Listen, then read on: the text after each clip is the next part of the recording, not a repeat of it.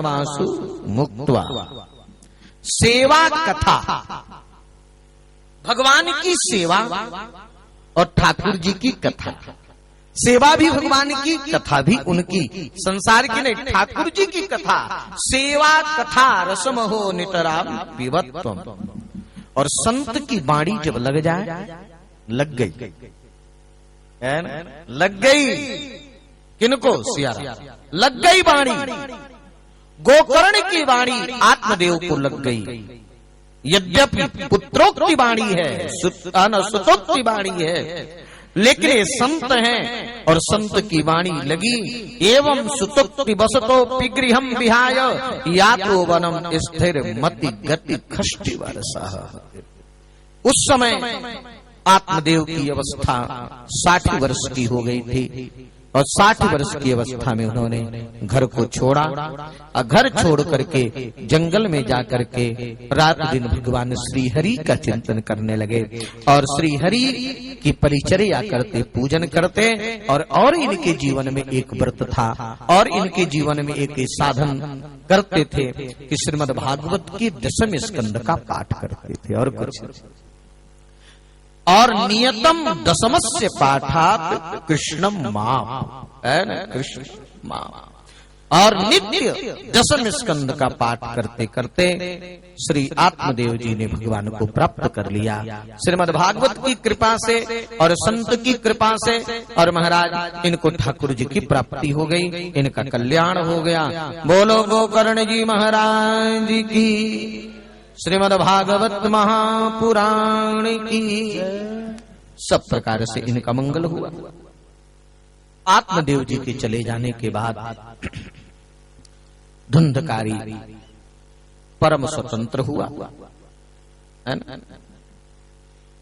अब आत्मदेव जी चले गए, बची मां।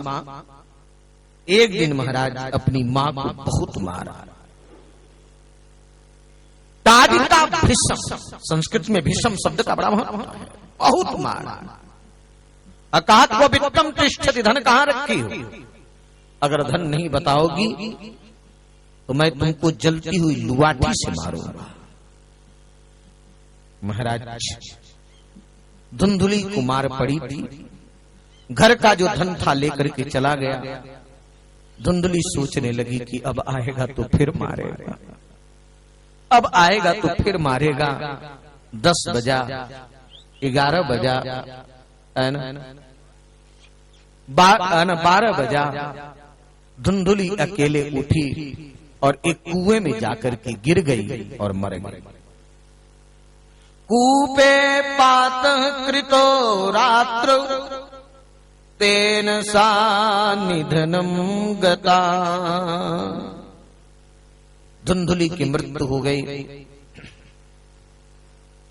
गोकर्ण जी ने विचार किया कि जब तक पिताजी थे, पिताजी चले गए, मां मर गई, भाई दुष्ट है तो दुष्ट के साथ रहना ठीक नहीं। गोकर्ण जी संत हैं, संत को न किसी के प्रति राग होता है, न संत के मन में किसी के प्रति द्वेष होता है। श्री गोकर्ण जी महाराज निकले और सीधे न दुखम न सुखम तस्य न वैरी नापि बांधव गोकर्ण तीर्थ यात्रार्थम निर्गतो योग संस्थिता। गोकर्ण जी महाराज तीर्थ यात्रा करने के लिए निकल गए, तीर्थ यात्रा करने लगे। इधर धुंधकारी परम स्वतंत्र हुआ है। धुंधकारी 5 वेश्याएं लेकर के घर में रहने लगा। अब कोई रोकने वाला नहीं, ये बाजारू स्त्रियों को लेकर के रहने लगा। ध्यान देना, ये स्त्रियां जो वेश्याएं होती हैं धन की उपासिकाएं होती हैं। इनको धन चाहिए, धन की याचना करती है ना, धन ला करके देता, चोरी करता। एक दिन चोरी करके बहुत सा धन लेकर के आया, वेश्याओं को दिया। वेश्याएं सोची कि चोरी करता है, पकड़ा जाएगा, इसके साथ हम लोग भी पकड़ी जाएंगे, मरना तो है ही है, कहीं ये धन समाप्त न हो जाए, हम ही लोग क्यों न मार डाले। ध्यान देना, क्या है इनका कोई प्रेम तो होता नहीं। इन वेश्याओं ने इस धुंधकारी को भोजन करा करके सुलाई और सो गया तो उसी खाट में कस करके रस्सी से बांधी और इस गले में पास लगा करके लगी मारने, नहीं मर रहा था, ऊ करता था। इसके बाद तप्ता अंगार समूहाश्च, जलते हुए अंगार इसके मुख में डालने लगी और जलते हुए अंगार डाल करके इस धुंधकारी को मार डाली और धन लेकर के चली गई। गांव के लोगों ने पूछा, कैदी वे धन लेने गए हैं, इनको धन कैसा? मतलब उसी घर में ही खोद करके इसको दफना दिया और दफना करके धन लेकर के चली गई। एक बात बताऊं महाराज कि जितना बड़ा पापी होता है उतना बड़ा प्रेत बनता है। बड़ा भयंकर प्रेत बना।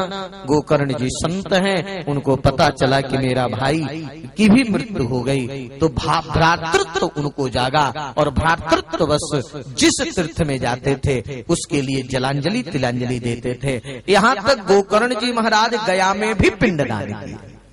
एक दिन मन में आया कि चलो जन्मभूमि है, जन्मभूमि स्वर्गादपि गरीयसी, एक बार जन्मभूमि का दर्शन कर लेना चाहिए। रात्रि में आए महाराज, गांव के लोग सो रहे थे, अपने घर में गए तो घर का फाटक तो खुला था। सोचे चलो इसी घर में सो लूं, फिर सवेरे सबसे मिलूंगा। रात्रि में प्रवेश किए, आंगन में एक टूटी खाट पड़ी थी, बेचारे खाट में सो गए।